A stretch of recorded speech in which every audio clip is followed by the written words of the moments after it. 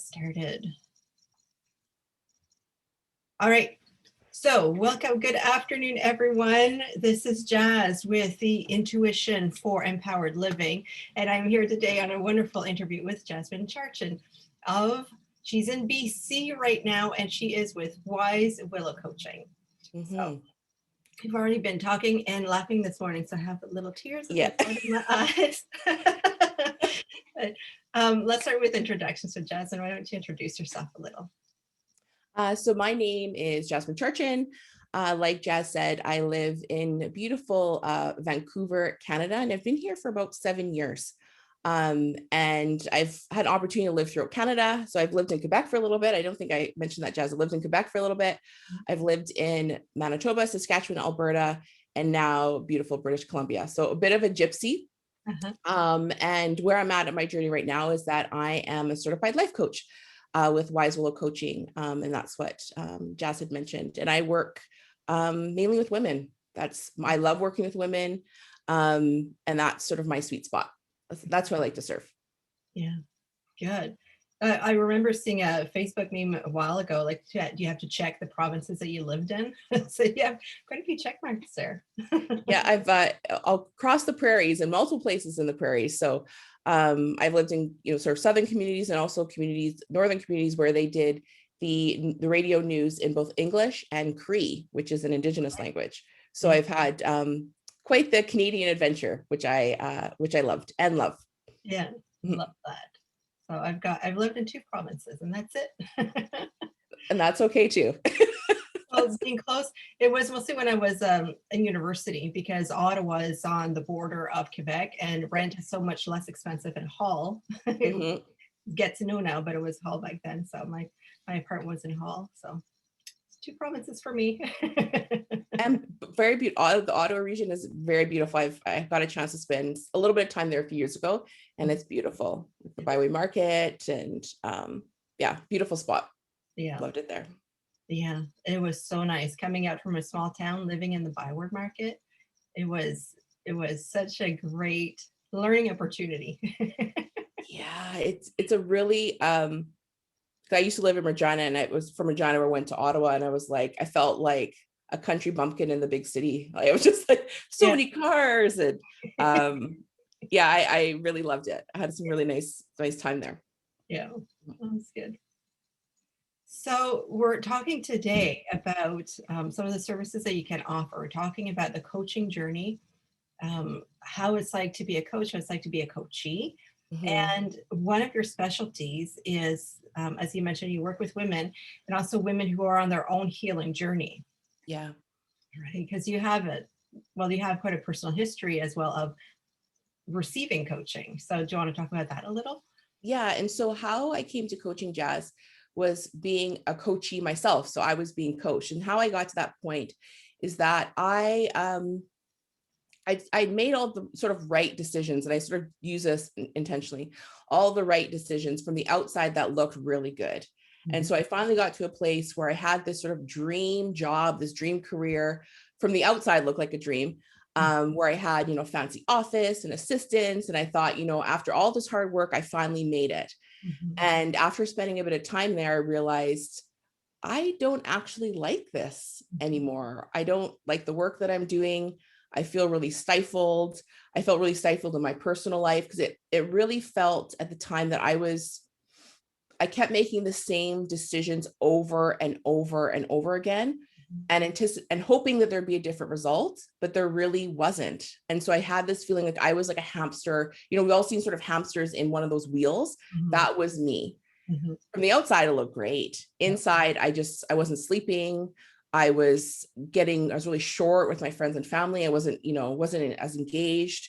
And I didn't really know what else to do. And so I eventually reached out to a life coach that I had connected with, and basically said to her, I don't know what else to do. I'm here.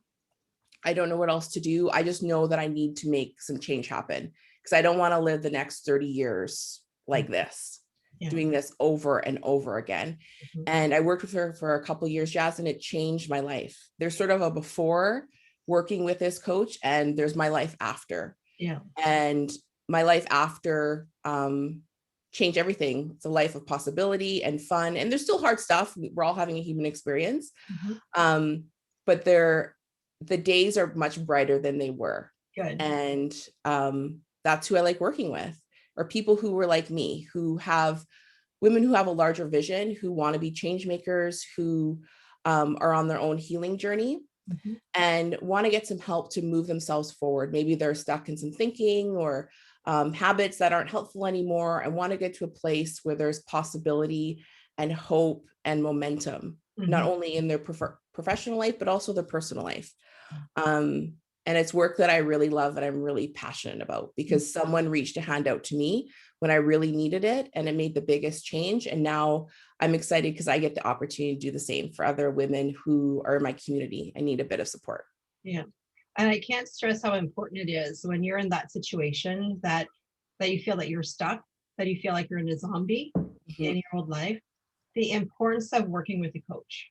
Because I'm going to contrast that with my own experience. When I was working for the federal government, same thing, right?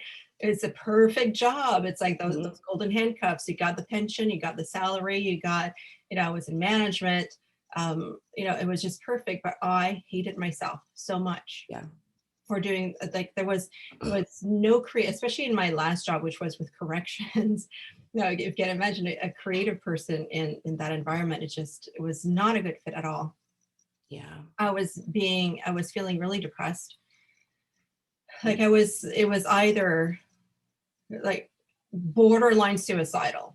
I'm going to admit I'm not proud of it, but borderline suicide, because I hated my life so much, even though if everything was beautiful from the outset. And at that time, I did not reach out for a coach. I did not reach out for help so much because there's that stigma of looking for a coach or looking for help, and I did not want to have that stigma attached to me, which, in retrospect is, I wouldn't do that again, but that's where I was. That was my belief system at the time. So I spent a lot of time in that dark area of not knowing what to do next.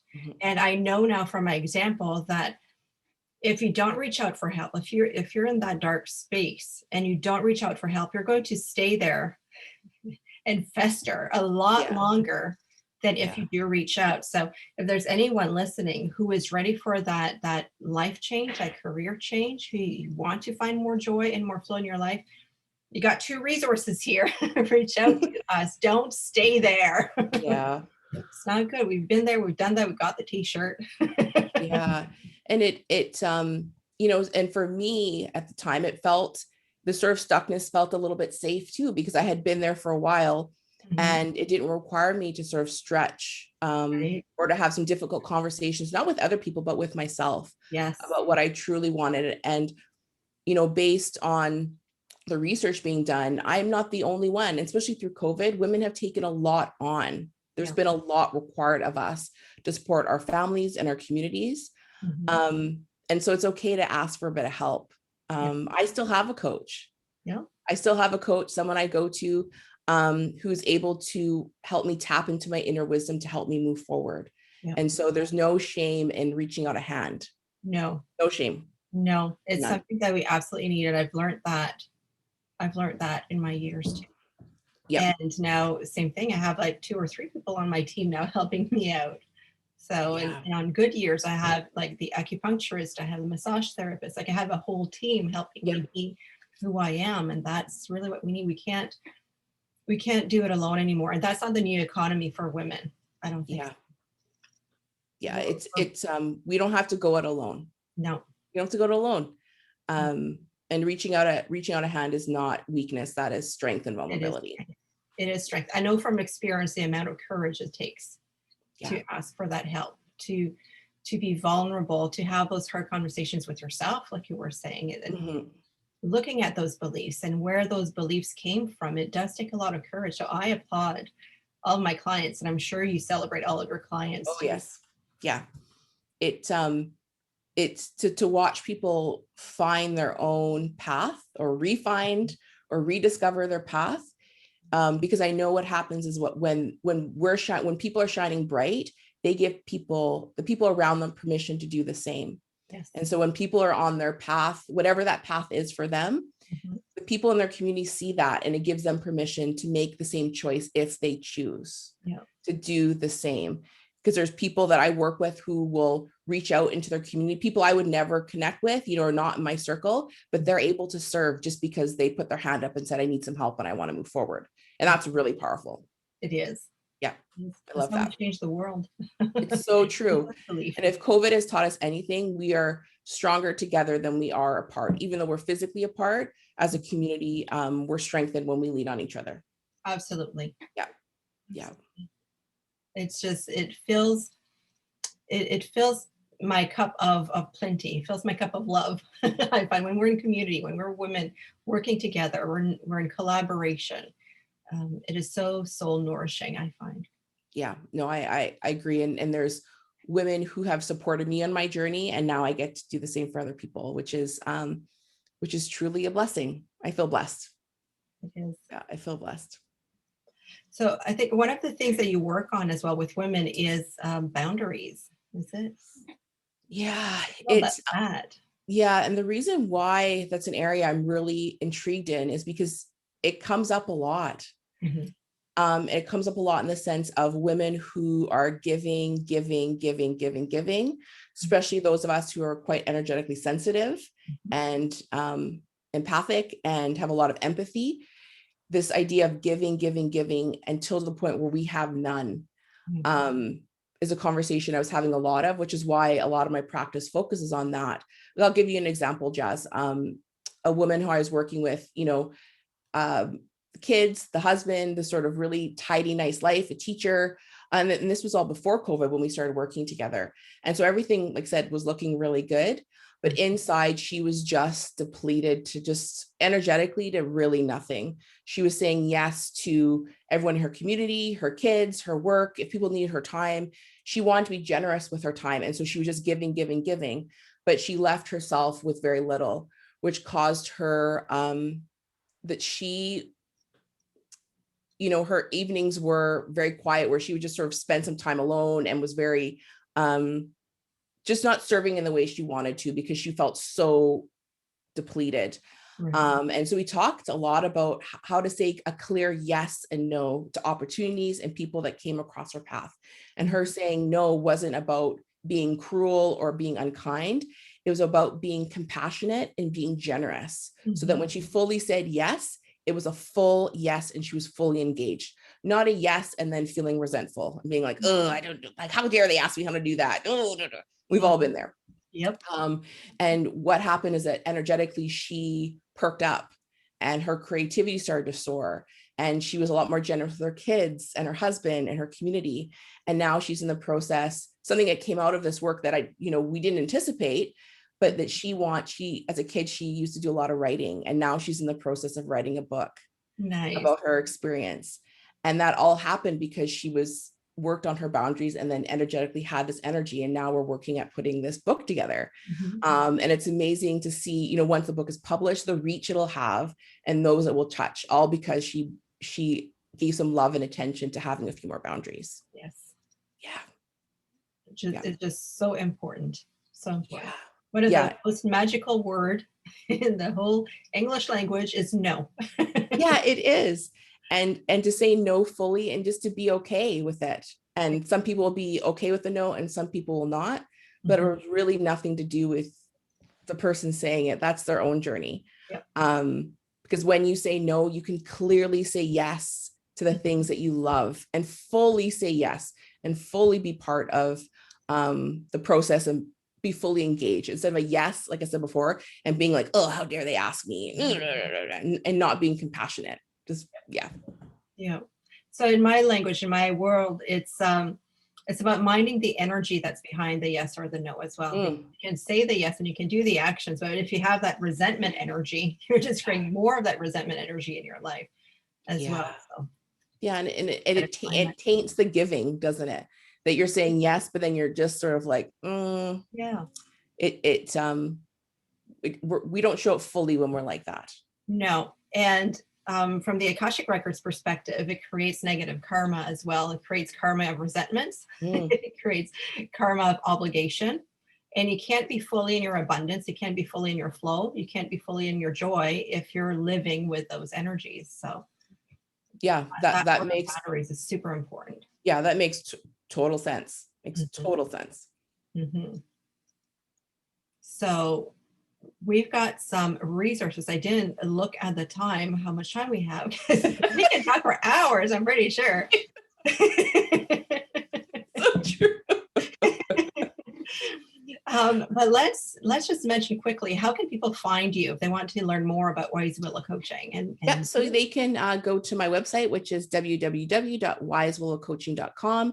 You can find me on Facebook. I'm not on social media a lot. I'm a bit of a Luddite, but you can find me on Facebook as well.